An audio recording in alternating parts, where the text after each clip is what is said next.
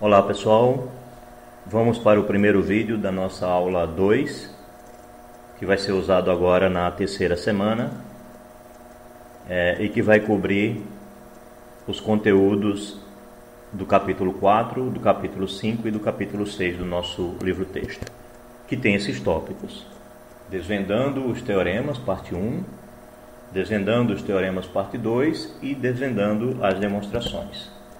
Vamos à parte 1. O que é um teorema?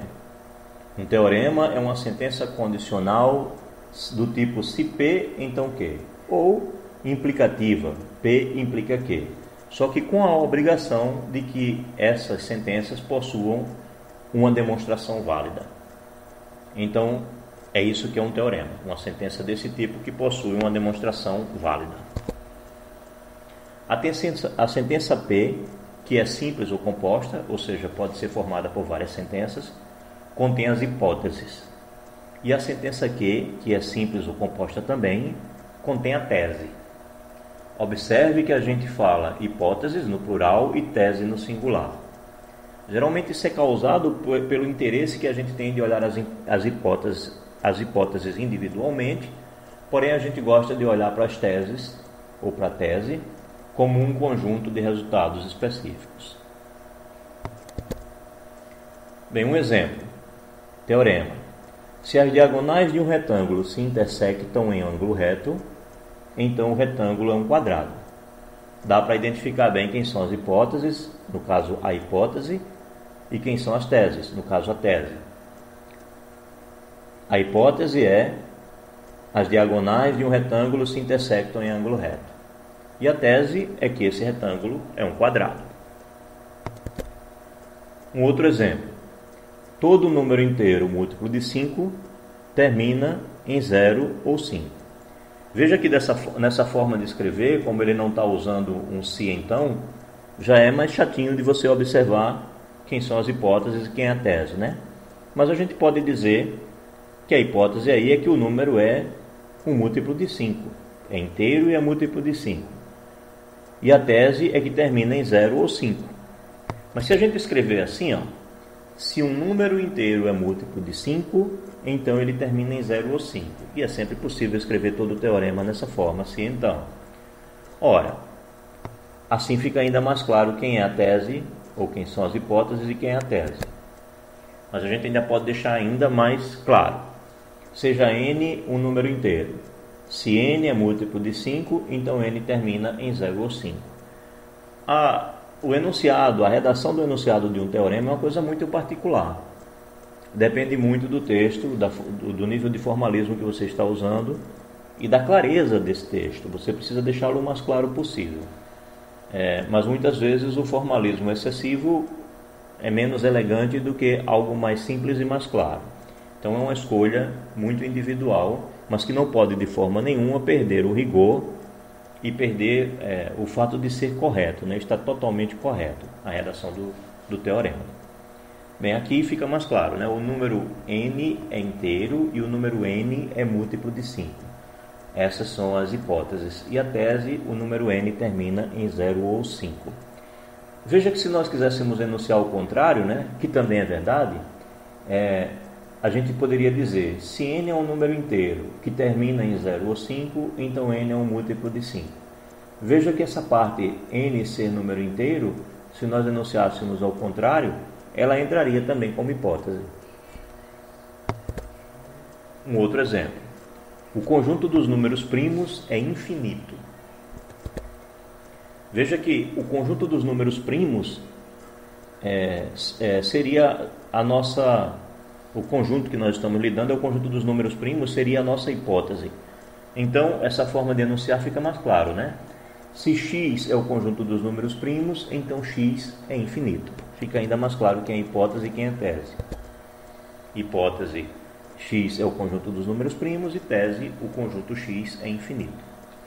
Bem, terminamos o conteúdo da seção 4.1, aí vem a seção 4.1.1, que fala sobre as curiosidades, algumas curiosidades referentes ao Teorema de Pitágoras e outros teoremas. Fala, por exemplo, que o Teorema de Pitágoras ele foi enunciado, ele é datado de mais ou menos 500 anos antes de Cristo, ele se encontra no livro Guinness dos Recordes a partir de 1995, pelo fato de ter registrado 370 demonstrações dele. Também uma curiosidade é falada sobre o teorema de Napoleão, que diz que, dado um triângulo, se você construir triângulos equiláteros medindo igual aos lados desse triângulo e construir esses triângulos equiláteros sobre os lados de do triângulo dado, e depois você unir os centros desses triângulos, o triângulo que você forma é também um triângulo equilátero. Bem, condição necessária e condição suficiente. Bem, prestem bastante atenção nesse tópico. Esse tópico é importantíssimo, tá? É muito importante conhecer bem o que é uma condição necessária, o que é uma condição suficiente, para entender a lógica dedutiva e para entender as demonstrações dos teoremas. P é uma condição suficiente para quê? Ou seja, na afirmação P implica que, ou se P então que, P é uma condição suficiente para quê? O que a gente está dizendo? A gente está dizendo que, acontecendo P, que obrigatoriamente tem que acontecer. É suficiente que aconteça P para que Q também aconteça. E Q é uma condição necessária para P. Ou seja, a gente está dizendo que se o Q não acontecer, então o P não pode acontecer. É necessário que o Q aconteça para que o P aconteça. Ou seja, se você negar o Q, o P não acontecerá. Tá certo? Se não P, não Q, então não P. Observe o seguinte teorema. Se n é um número natural, então n é um número inteiro. Note que a sentença P, n é um número natural, é uma condição suficiente para a sentença Q, n é um número inteiro. Ou seja, se o n é um número natural, então obrigatoriamente ele é um número inteiro. Porém, Q não é uma condição suficiente para P. Ou seja, você pode ter um número que é inteiro, mas ele não é natural. Por outro lado, a sentença que n é um número inteiro é uma condição necessária para a sentença P, n é um número natural.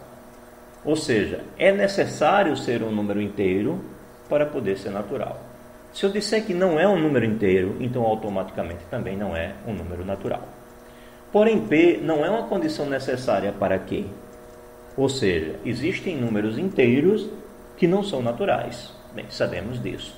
Esse é um bom exemplo para a gente entender bem o que é uma condição necessária e o que é uma condição suficiente.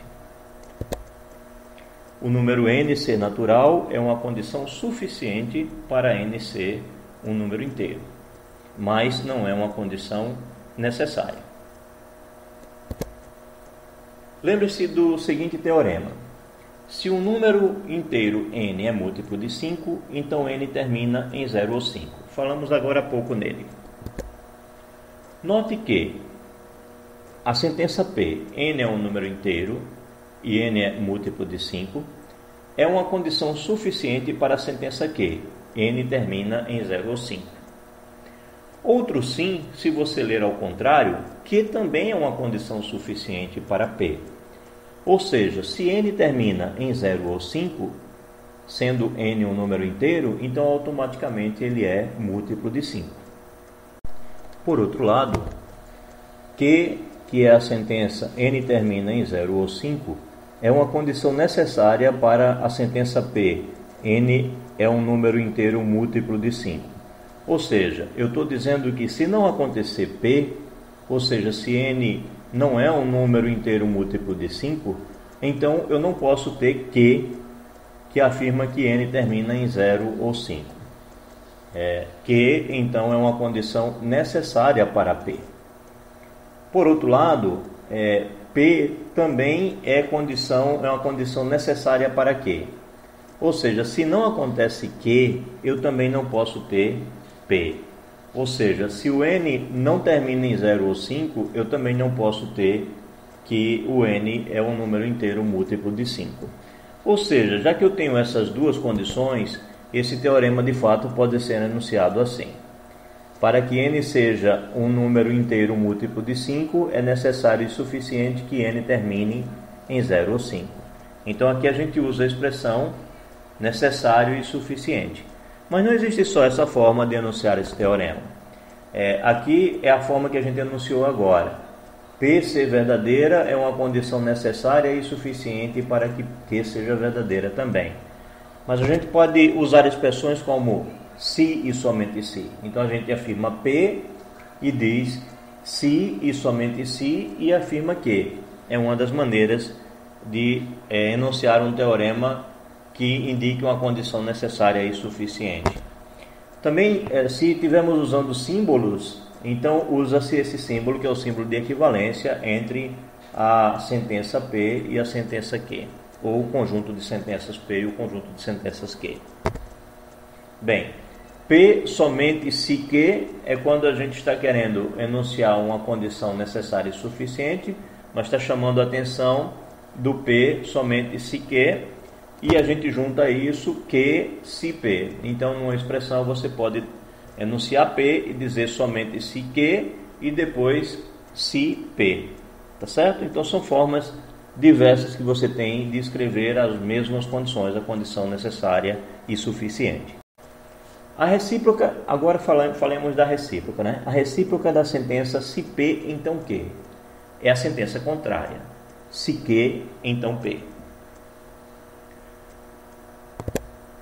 Analogamente, a recíproca da sentença P implica Q é a sentença Q implica P. A recíproca da sentença se n é um número inteiro múltiplo de 5, então n termina em 0 ou 5, é exatamente a sentença se n é um número inteiro que termina em 0 ou 5, então n é múltiplo de 5. A recíproca da sentença se Pedro é brasileiro, então Pedro é terráqueo, é a sentença se Pedro é terráqueo, então Pedro é brasileiro. Esse segundo exemplo serve para a gente deixar claro que uma sentença pode ser verdadeira e a sua recíproca ser falsa. Se Pedro é brasileiro, então Pedro é terráqueo. Isso é verdade, porque o Brasil está na terra. Porém, a gente não pode afirmar que se Pedro é terráqueo, então Pedro é brasileiro. Ele pode ter nascido em qualquer outra parte da terra. Então, isso deixa claro que eu tanto posso ter uma sentença verdadeira com sua recíproca falsa, e, consequentemente, como uma é recíproca da outra e vice-versa, eu posso ter a recíproca verdadeira e a sentença inicial falsa. O fato de uma sentença ser verdadeira não obriga que a recíproca seja verdadeira. Tá? Você pode ter a recíproca falsa. Falaremos de sentenças equivalentes a partir do próximo vídeo.